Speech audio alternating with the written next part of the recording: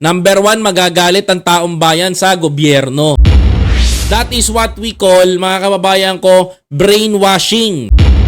Sinong puputokan nyo? Yung gobyerno. At sinong malinis, mga kababayan ko? Yung mga kakampi nila.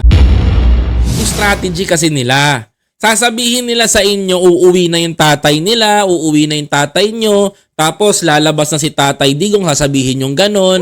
Tapos, pag hindi nakalabas ng September yung tatay nyo, ang tao, matik madidisappoint. Pag na-disappoint ang tao, mga kababayan ko, ang mangyayari, magagalit. Kanino magagalit ang taong bayan?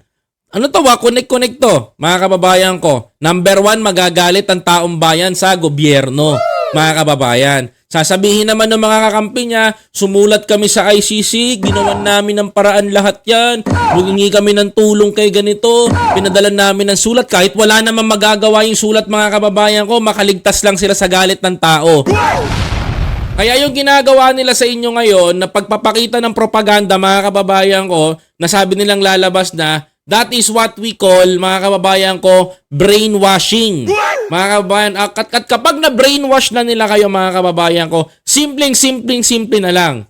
Pag hindi natupad na September, di nakalabas, magagalit kayo sa gobyerno. Sinong puputokan nyo? Yung gobyerno. At sinong malinis, mga kababayan ko? Yung mga kakampi nila.